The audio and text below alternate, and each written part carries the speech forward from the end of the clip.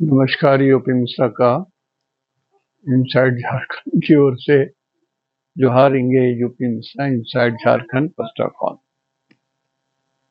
हनुमान जी कैसा उछल करके हमारे टेक्निकल डायरेक्टर चले गए। कल भी वो मेरे लिए सेट कर दिए थे, लेकिन कल किसी कारणवश मैं नहीं बोल सका। आज फिर मैं आपके सामने हाजिर हूँ, इसलिए ऐसे करके बोल रहे हैं कि बहुत खुश हैं। आज मैं बोल रहा हूँ।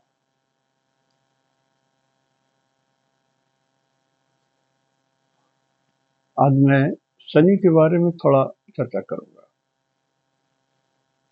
कारण कि सबसे लंबे अवधि तक 30 महीना तक एक जगह कुंडली मार करके बैठने वाले ग्रह यही हैं।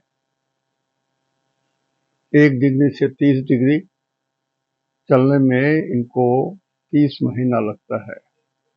30 डिग्री में 30 महीना, 1 डिग्री में 1 महीना इनकी चाल है। लेकिन वैसे ग्रह ये लोग चलते चलते राह भटक जाते हैं, फिर कभी वापस आते हैं, फिर कभी सीधे होते हैं। लाक्षणिक भाषा में मैं बोल रहा हूँ। लेकिन जब सूर्य के प्रभाव से बाहर हो जाते हैं तो वक्री हो जाते हैं। और सही में कोई ग्रह वक्री होता नहीं, इट इज रिलेटिव डिस्टेंस। जब ट्रेन फास्ट चलती है ना, ट्रेन में हम लोग चलते हैं तो ट्रेन की गति के कारण घर और पीछे चलते हैं, पेड़ पीछे चलते हैं, जानवर पीछे चलते हैं। कोई नहीं चल रहा है, ट्रेन चल रहा है। जो जहां है, घर चल रहा है, गाय चल रहा है, वृक्ष चल रहा है, वो कोई चल नहीं रहा, वो स्थिर है। It is relative motion. ठीक उसी तरह से आकाश में कोई ग्रह वक्री उल्टे नहीं चल रहे हैं। हम लोग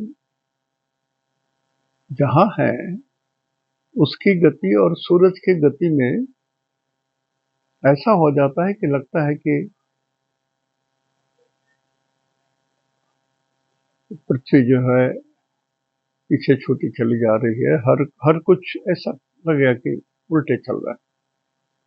तो इसको बहुत डीपली अभी मत समझिए।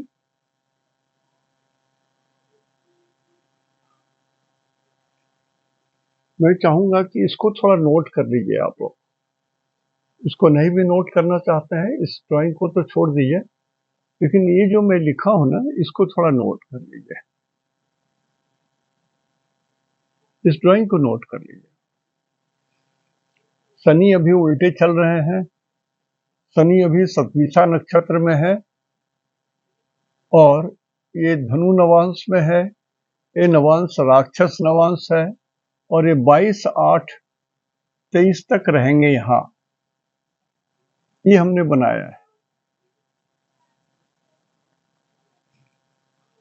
एक ब्लॉक हुआ। शनि उल्टे चल रहे हैं, सतविसा नक्षत्र में है, राहु का नक्षत्र है, नवांश है ये 9, गुरु का नवांश है और राक्षस नवांश है ये। इसके बाद उल्टे चलते चलते ये सतविसा से धनिष्ठा नक्षत्र में आ गया। ये मंगल का नक्षत्र है और इसमें नवांश 2-3 भोग करेगा, जो हम बाद में बताएंगे, लेकिन इसको नोट कर लीजिए। ये धनिष्ठा में उल्टे चलते चलते चलते चलते 4 नवंबर को ये डायरेक्ट हो जाएंगे। उल्टे चल रहे हैं ना, फिर यहां से ये ऐसे चलने लगेंगे 4 तारीख से। तो हमने इसको थोड़ा दूर कर दिया, इसी लाइन को खींच दिया है। यहां से ऊपर चल रहे हैं, सीधे चल रहे हैं, डायरेक्ट हमने यहां लिखा नीचे में 4/11/2023 को ये सीधे चलेंगे। यहां से उल्टे चल रहे हैं, अभी उल्टे चल रहे हैं आकाश में। इसको सतविसा पार करके धनिष्ठा में आएंगे। धनिष्ठा के बाद ये 4 नवंबर से सीधे चल रहे हैं ऊपर। और फिर 11 जनवरी 2024 को ये फिर से सतविसा नक्षत्र में आ जाएंगे यहां से। तो ये उल्टी टेढ़ी मेढ़ी चाल होती है ग्रहों की, गुरुत्वाकर्षण के कारण। जब सूरज के प्रभाव से मुक्त हो जाएंगे तो लगेंगे कि ये टेढ़े चल रहे हैं। जनरली कभी 150 डिग्री, 180 डिग्री ऐसा होता दूर हो जाने से इस तरह की स्थिति परिस्थितियां बनती है। तो इसको भी गंभीरता से मत लीजिए। मैं थोड़ा पढ़ के बोल रहा हूं, उसको लिख लीजिए आप।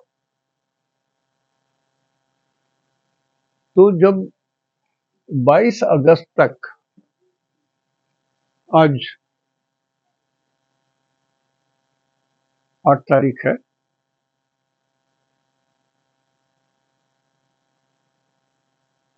तो 22 तारीख तक, 22 अगस्त तक ये रहेंगे सतभिषा नक्षत्र में। सतभिषा नक्षत्र राहु का नक्षत्र है। तो इस सतभिषा नक्षत्र में रहते रहते किसके लिए शुभ होंगे और किनके लिए अशुभ होंगे, ये जानने की चीज है। शनि किनके लिए शुभ है, किनके लिए अशुभ है, कब तक?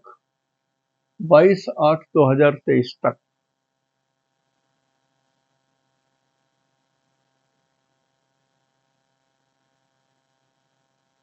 8, 9, 10, 11 बार जो है देख लीजिए, 12, 8, 20, 2, 10 दिनों के लिए तो कम से कम हमको इस शनि के बारे में जानकारी होनी चाहिए। उसके बाद फिर यहाँ से नवंबर तक, 4 नवंबर तक ये उल्टे चलते चलते ये मंगल के नक्षत्र में रहेंगे।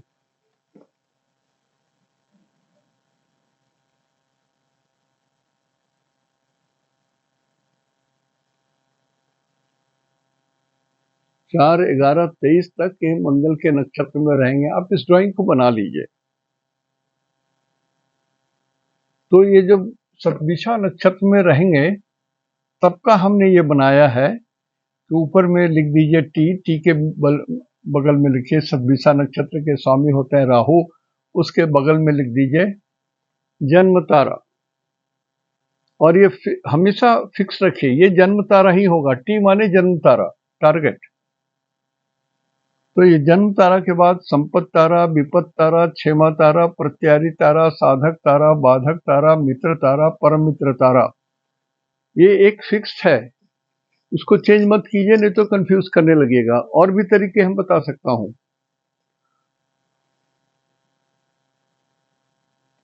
और जन्म तारा है राहु, नीचे में लिखे राहु, भीतर में जो सर्किल का भीतर वाला है लिखे राहु। राहु के बाद आते हैं विषुवत्रीय दशा। राहु के बाद ऐसे चलिए गुरु, शनि, बुध, केतु, शुक्र, सूरज, चंद्रमा, मंगल, राहु।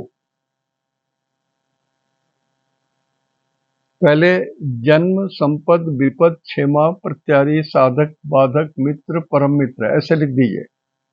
ये फिक्स रहेगा, इसमें कोई रोटेशन कभी चेंज नहीं होगा। हमेशा ये जन्म तारा होगा, इधर ये परम मित्र तारा होगा, ये संपत तारा होगा, ये परमानेंट। इसमें कुछ गड़बड़ी मत कीजिए। जैसे राहु का नक्षत्र है सतभिषा, तो नीचे राहु लिखा, फिर गुरु, शनि, बुध, केतु, शुक्र, सूर्य, चंद्र, मंगल, राहु। ये दशांतर दशा का जो क्रम है वही विषुवत्रीय दशा। इधर चंद्रमा जब धनिष्ठा में रहेंगे, ये धनिष्ठा नक्षत्र का हमने बनाया है।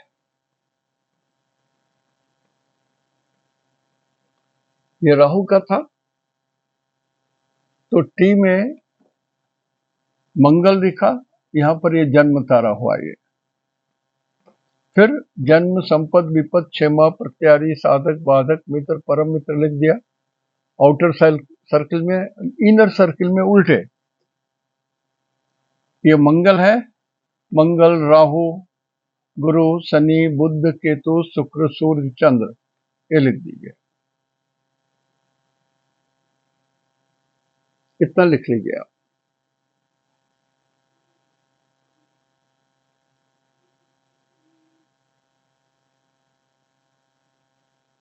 इसको उतार लीजिए जरा।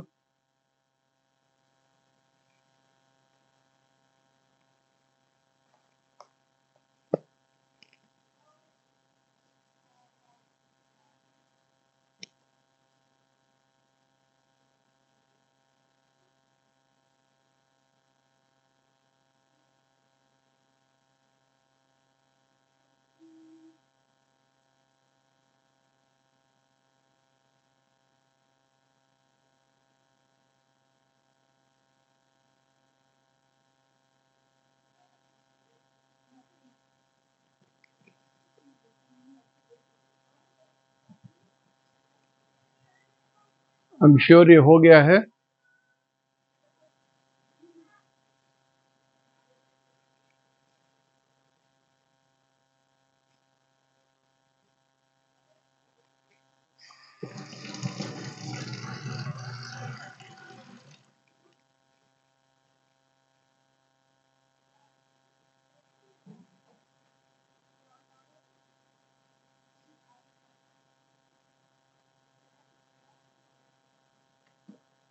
मिटाने जा रहा हूं मैं।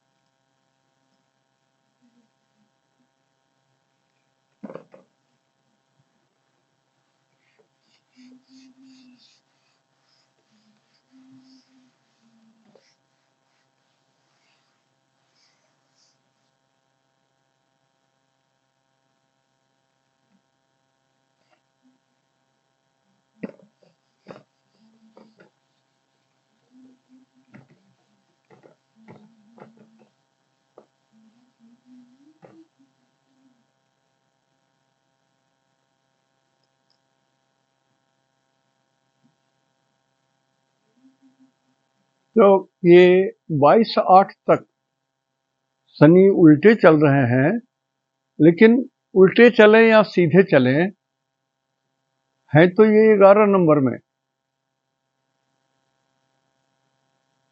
तो रिजल्ट देंगे 11 नंबर का और रिजल्ट देंगे ये 10 नंबर का। शनि ऑनर होते हैं 10 नंबर और 11 नंबर के। अब आपके अपने कुंडली में शनि कहाँ पड़ा हुआ है ये देखना जरूरी है। तो थोड़ा मैं इस पर चर्चा कर देता हूं।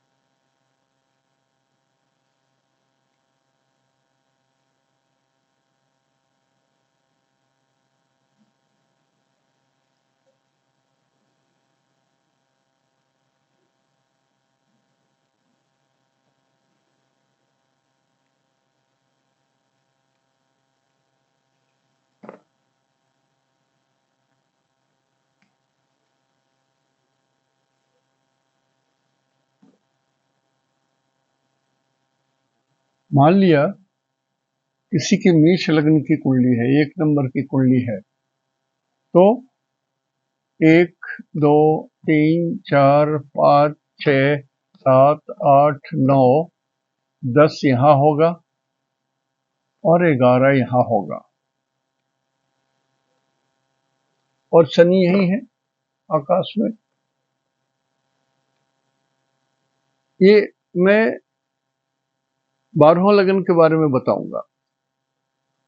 आप अपनी कुंडली को देखिए कि आपका शनि कहां पर है, उसके हिसाब से आप समझ जाएंगे मैं क्या बोल रहा हूं। तो शनि है ये 10 नंबर में, ये जॉब का घर है या कर्म का घर है, और ये इनकम का घर है।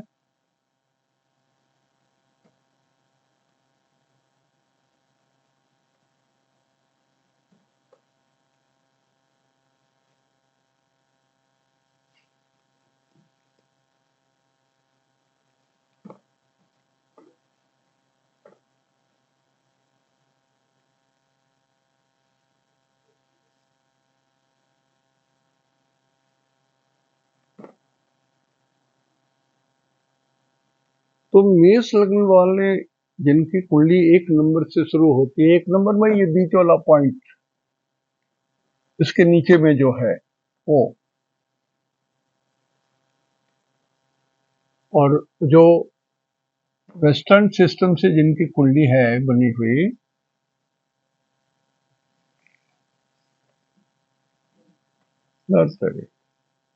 चौक भी वैसे ही आजकल आते हैं।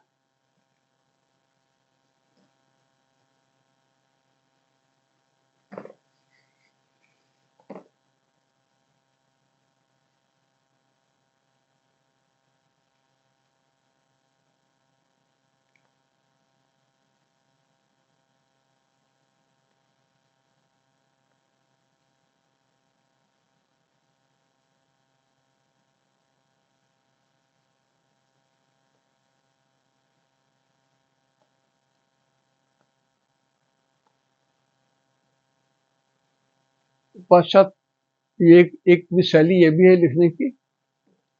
तो ये होता है मेष, ये वृषभ, ये मिथुन, ये 4, 5, 6, 7, 8, 9, 10 और 11।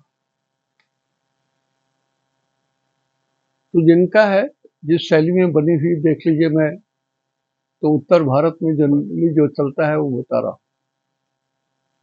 तो जो मेष लग्न की कुंडली है उनमें शनि का मेन काम है शनि का कर्म का, जॉब का और इनकम का।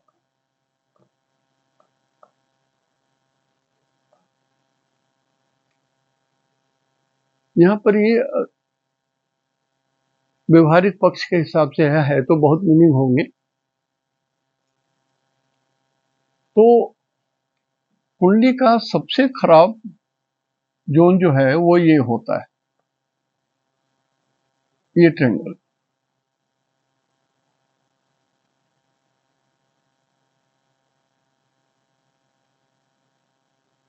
उसके बाद ये कुंडली है, ये ट्रेंगल खराब होता है,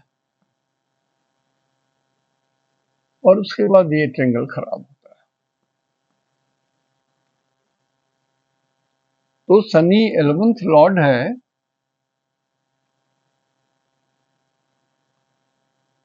और 10th लॉर्ड है। 11th में लगभग मान लीजिए, मैं बता रहा हूं एक मोटा मोटी समझने के लिए, इसमें 75% स्ट्रांग होता है,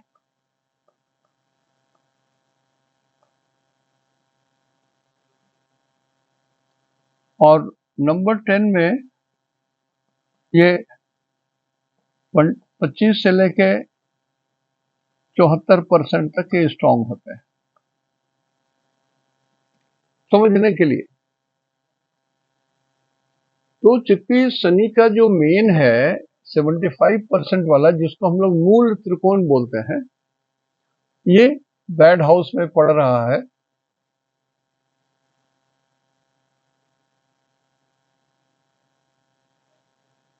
और जो बेसिक रूल है कि कोई भी ग्रह यदि केंद्र का मालिक होता है, इसका इसका इसका इसका, तो वो ग्रह अपना रिजल्ट नहीं दे सकता है जनरली। क्या है, यदि वो बैड प्लेनेट है तो उसका निगेटिविटी जो है वो बैड जो क्षमता है उसके अंदर का वो चेंज हो जाता है गुड में। मैं सरल भाषा में बोल रहा हूं, आप उसको ऐसे ही समझ लीजिए। तो शनि केंद्र का मालिक है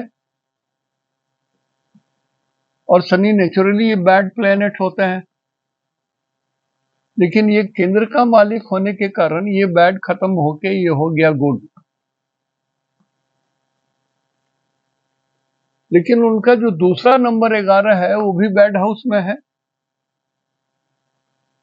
तो अब ये गुड भी खत्म होकर के फिर ये बैड हो गए।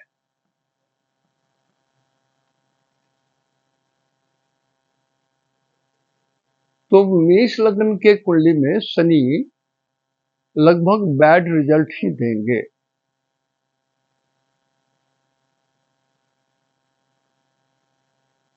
और एक चीज और बताया हूं मैं, सीखने वाले मेरे शब्दों को पकड़िए कि कोई भी ग्रह सूरज और चंद्रमा को छोड़ करके सबके 2 हाथ होते हैं। सूरज का 5 नंबर, चंद्रमा का 4 नंबर, मंगल का 2 हाउस होता है, नंबर 1 लेफ्ट राइट हैंड और नंबर 8 लेफ्ट हैंड, 2 नंबर होता है। तो मंगल बुध बृहस्पति शुक्र शनि तक 2-2 हाउस के मालिक होते हैं। तो कभी भी जब कोई ग्रह अपने एक नंबर में हो, लेफ्ट और राइट हैंड वाले किसी में हो, तो जहां रहेगा वहां का तो अपना रिजल्ट देगा, लेकिन इससे ज्यादा रिजल्ट देगा इसका। जिस घर में अपने घर में यदि बैठा है, यदि उसका अपना नंबर है 10 नंबर और शनि यदि यहां बैठा रहेगा तो रिजल्ट 11 का बढ़िया देगा, ज्यादा देगा। और 11 में बैठा है तो 10 का रिजल्ट ज्यादा देगा। किताब में जल्दी नहीं मिलेगा ये सब चीज आपको, पढ़ने की जरूरत पड़ेगी और बहुत पढ़ना पड़ता है।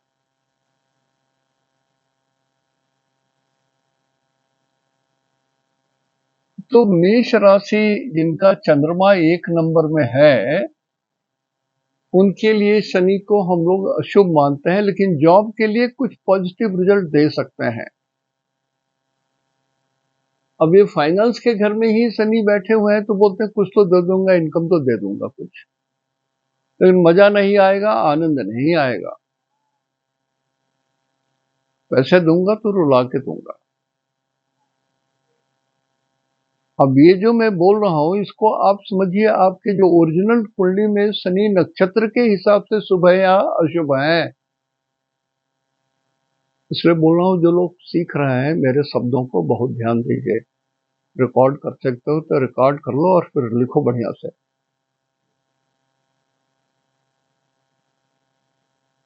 तो फिर भी शनि को इस यहाँ पर हम लोग अच्छा नहीं मान रहे हैं, ठीक है।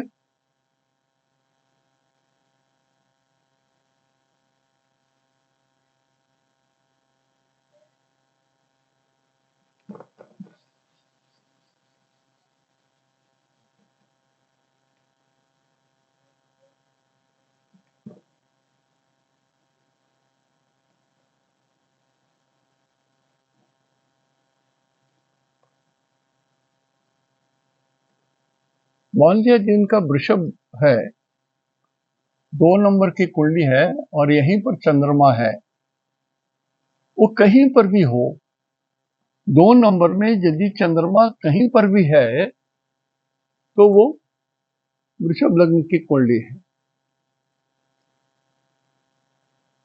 तो 2 3 4 5 6 7 8 9 10, यहां पर 10 होगा और यहां पर 11 होगा।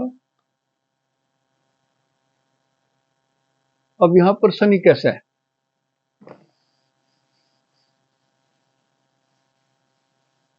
चेक करेंगे। जिसमें शनि का 75% स्ट्रेंथ होता है और मोटा मोटी हम लोग समझ लीजिए एवरेज 65% रिजल्ट इसमें होता है। और शनि यहाँ है, अभी आकाश में शनि यहीं पर है, गोचर में भी यही है। तो शनि 10 नंबर के मालिक हैं, इसको त्रिकोण बोलते हैं, ट्रायंगल।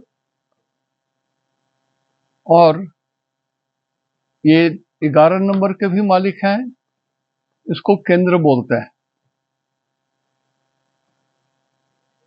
तो जब स्क्वायर और ट्रायंगल का कोई ग्रह मालिक हो जाए, शनि है यहाँ पर, ट्रायंगल के मालिक हैं, स्क्वायर के मालिक हैं, तो ये ऐसे ग्रह राजयोग देते हैं।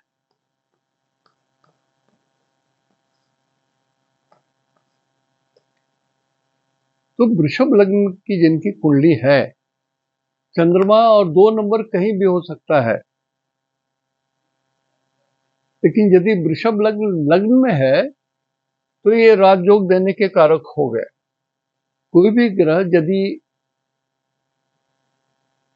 केंद्र का मतलब स्क्वायर का और ट्रायंगल का मालिक हो गया तो वो राजयोग देगा। तो वृषभ राशि वालों के लिए शनि शुभ है।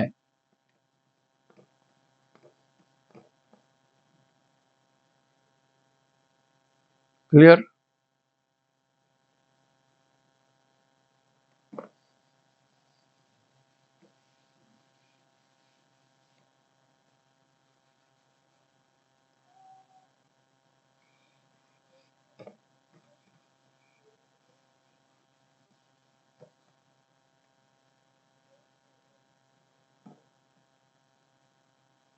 मान ले किसी का मिथुन राशि है, 3 नंबर है, और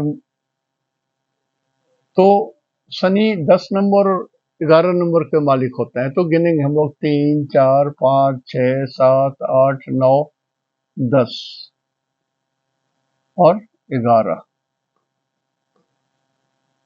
यहाँ पर दोनों ये ट्रायंगल के मालिक हैं। ये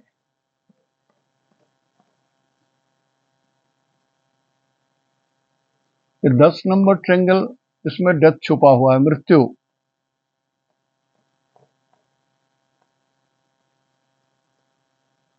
और इसमें ये लक, फेट और गॉड और फादर,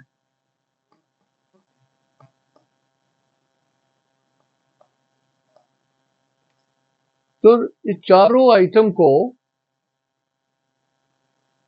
फादर, गॉड, फेट और लक को जोड़े हैं किससे? डेथ से। एकदम सरल तरीके से समझा रहा हूं, ब्रेन भी ज्यादा नहीं लगेगा। तो इतने चीजों को तो डेथ से जोड़ के तो खत्म कर दिया इसको। तो यद्यपि ये मूल त्रिकोण का ग्रह यहाँ है, लेकिन चूंकि डेथ से जुड़ा हुआ है तो ये शुभ नहीं हुआ। 3 नंबर का जो शनि है वो अशुभ हो गया।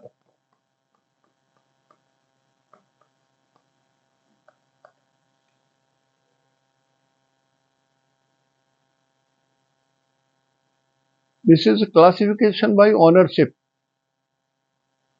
Classification bye ownership of the houses. तो हमको जब कोई भी रिजल्ट बोलने लगे, राशिफल या नक्षत्र फल कुछ भी बोलने लगेंगे, तो हमको तो ये जानना पड़ेगा मेरे कुंडली में भगवान ने किस ग्रह को शुभ रखा है, किस ग्रह को अशुभ रखा है, और अभी गोचर में वो शुभ है या अशुभ है।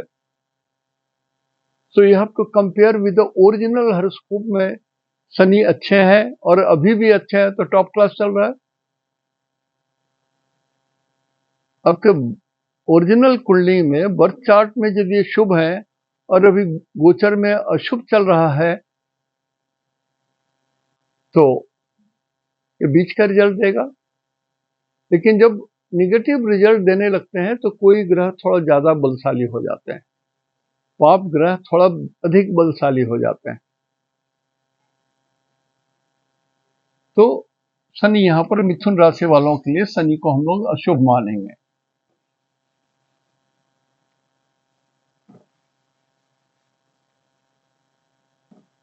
चार नंबर किसी का है, 4, 5, 6, 7, 8, 9, 10, यहां 10 होगा और यहां 11 होगा। अब इस घर को हम लोग बोलते हैं मार्केस, मारक।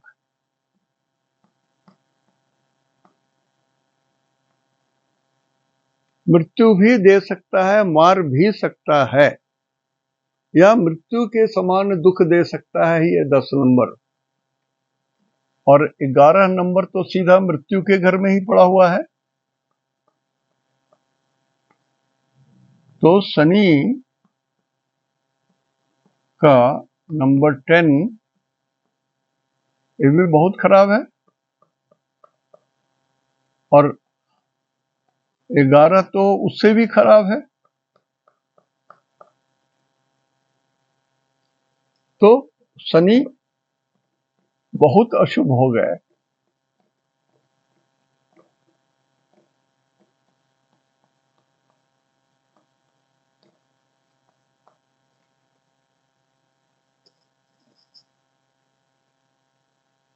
ठीक है, यहां पर शनि स्क्वायर के मालिक हैं और प्लस ट्रायंगल के मालिक हैं, लेकिन दोनों अशुभ हैं। ये भी अशुभ है, ये भी अशुभ है, तो ये बहुत अशुभ हो गए। जो बोल रहा हूं उसको सीधा पकड़ लीजिए, नो आर्गुमेंट।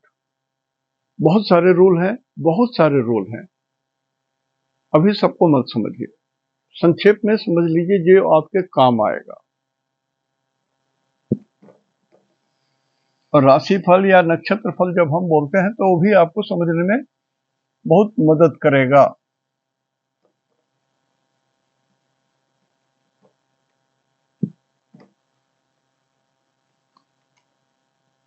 मान लिया यहां 5 लिखा हुआ है,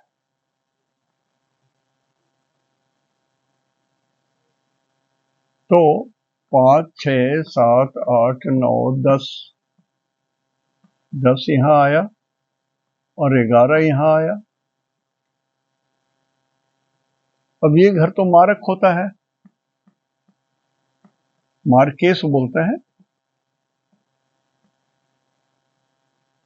और ये हाउस ऑफ ऑब्स्ट्रक्शन है। ये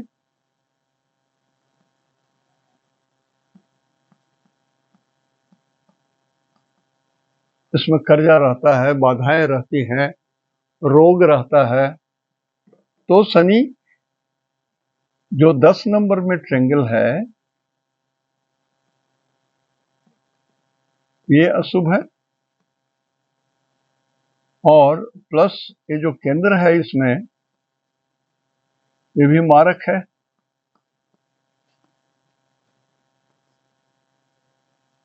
तो ये भी अशुभ हो गया। तो ये सब मिला जुला करके ये बहुत अशुभ हो गया।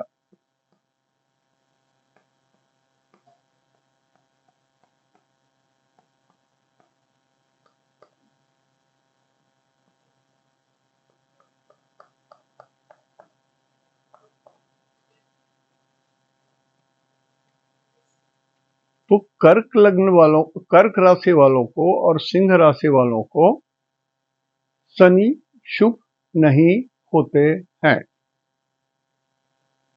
और अभी शनि इसी घर में है,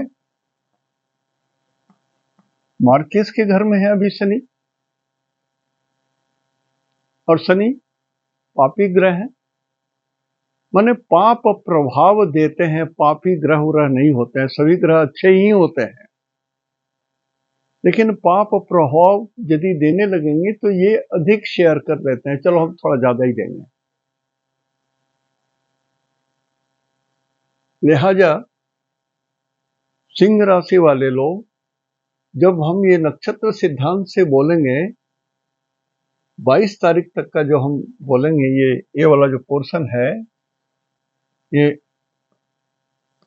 22/8/2023 तक का जो ये रिजल्ट होगा यहाँ,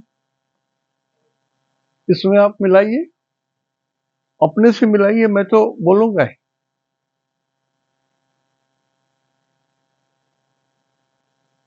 तो कर्क राशि और सिंह राशि के लिए शनि थोड़ा अशुभ ग्रह है। हर आदमी जिनका जन्म कर्क राशि में हुआ है और सिंह राशि में हुआ है, उनके लिए पूजा इज अ मस्ट। अब आपके इष्ट देव जिनको भी ये दिखाई देते होंगे, वो आपको जरूर पूजा करनी है। यदि कुछ पूजा नहीं आता है तो एक साधारण नवग्रह का पाठ आता है, 18 लाइन या 20 लाइन है उसमें, so simple anybody can read. तो मेरा भी सिंह राशि है, सिंह लग्न है। तो जो भी कर्क लग्न, कर्क या सिंह लग्न, कर्क राशि या सिंह राशि, दोनों में से कुछ हो, राशि या लग्न कुछ भी हो, तो शनि आपके लिए बहुत पॉजिटिव ग्रह नहीं है। अनलेस अदरवाइज आपके कुंडली में नक्षत्र के सिद्धांत से शनि शुभ है तो शुभ रिजल्ट देंगे। इसलिए बराबर बोलता हूं, नक्षत्र सिद्धांत को समझिए। चाहे कर्क राशि सिंह राशि है, कर्क लग्न सिंह लग्न है, लेकिन आपके जन्म कुंडली में आपके चंद्रमा जिस नक्षत्र में है, उस नक्षत्र से शनि यदि शुभ पोजीशन में है, संपत तारा में है, मित्र तारा में है, परम मित्र तारा में है, साधक तारा में है, शुभ रिजल्ट देंगे। शनि आपके लिए खराब नहीं रहेंगे। कर्क राशि कर्क लग्न, सिंह राशि सिंह लग्न must classify in your birth chart. अब आप समझ रहे हैं मैं क्यों इतना नक्षत्र सिद्धांत पर जोर दे रहा हूं। नहीं तो हर सिंह राशि वाले और कर्क राशि वाले लोग बोलेंगे मेरा तो शनि खराब है और कुछ सोचना नहीं है। फिर खराब है तो एक बार ब्रांड कर दिया, खराब है तो खराब है। नहीं भाई साहब, आपको देखना होगा कि आपके कुंडली में भगवान ने उसको परोक्ष रूप से, इनडायरेक्ट रूप से पॉजिटिव तो ना बना दिया है। यदि शनि आपके संपत तारा में पड़ते हैं, साधक तारा में पड़ते हैं, मित्र तारा में पड़ते हैं, परम मित्र तारा में पड़ते हैं, तो शनि आपके खराब नहीं।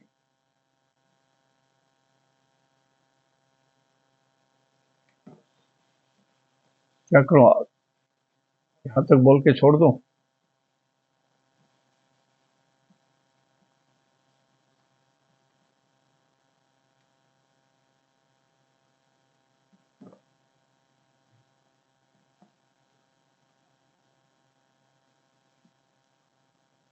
कन्या का चंद्रमा हो तो हम लोग गिनेंगे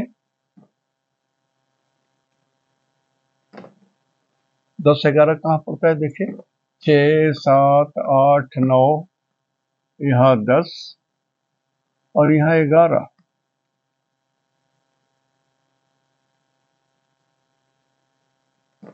इसको हम लोग क्लासीफाई करें,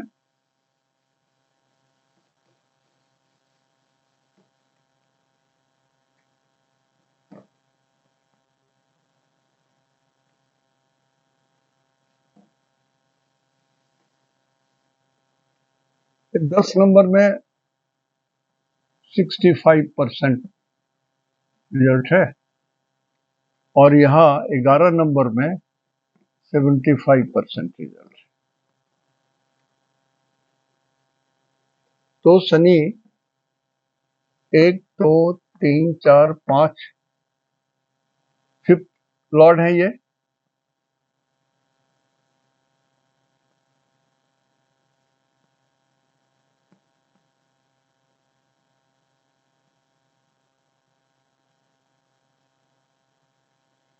फिफ्थ लॉर्ड हमेशा शुभ होता है।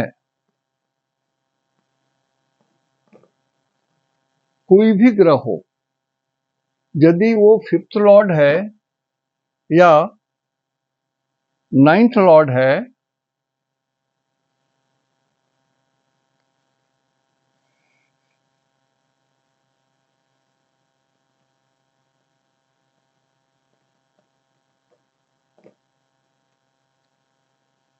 या लग्न लॉर्ड है, लग्न लॉर्ड माने एक लग्न, जब कोई ग्रह एक नंबर का लॉर्ड हो, लग्न का लॉर्ड हो, फिफ्थ का लॉर्ड हो, नाइन्थ का लॉर्ड हो, तो ये शुभ होता है। और इस तीनों शुभ में से नाइन्थ लॉर्ड सबसे ज्यादा शुभ होता है। तो यहां पर कन्या लग्न की कुंडली में 10 नंबर यहां जो है ये फिफ्थ हाउस में आ गया, तो 10 नंबर शुभ हो गया। कितना? 65%। सिर्फ समझने के लिए बता रहा हूं, ये सब एस्ट्रोलॉजी में लिखा नहीं आता है। और नाइन्थ लॉर्ड ये खराब, यहां पर जो 11 नंबर है ये भी ट्रायंगल है।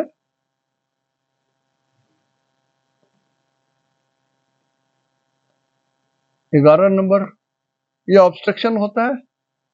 6, 8, 12 ये अशुभ घर होते हैं, सब कोई जानता है, जो एबीसीडी भी जानता है उसको मालूम है 6, 8, 12 भी अशुभ होते हैं। और पहले जो बताया 3, 6, 11 वो हाउस ऑफ हार्म होते हैं, वो बाधक स्वामी बोलते हैं उनको। तो 6 घर तो ऐसे ही कुंडली के चले गए। 6, 8 और 12 अशुभ होते हैं। 3, 6 और 11 भी अशुभ होते हैं। इसमें 6 दोनों में कॉमन है, तो 11 नंबर भी अशुभ हो गए।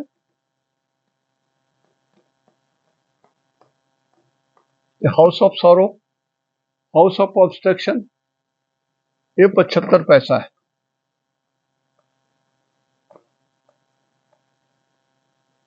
तो क्या है, 11 नंबर मूल त्रिकोण इनका ज्यादा है, निगेटिव इज मोर।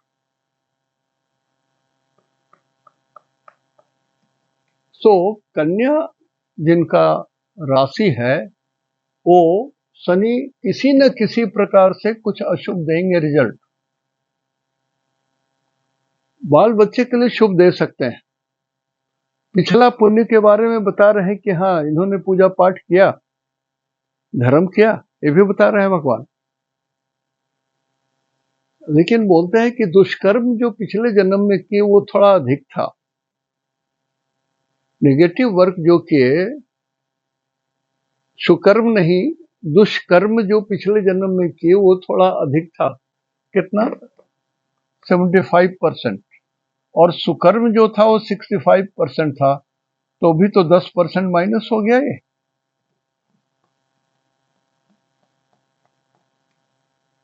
तो शनि कन्या में भी अशुभ रिजल्ट देंगे, जिनकी कन्या राशि है उनके लिए भी अशुभ रिजल्ट देंगे। सर आज यहीं तक छोड़ देता हूं, दूसरे दिन आगे बताऊंगा। आप पहले से होमवर्क करके रखिए, हम जो बात करेंगे उसमें मिला लीजिएगा।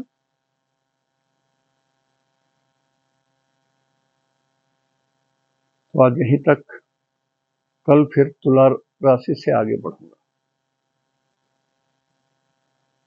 नमस्कार।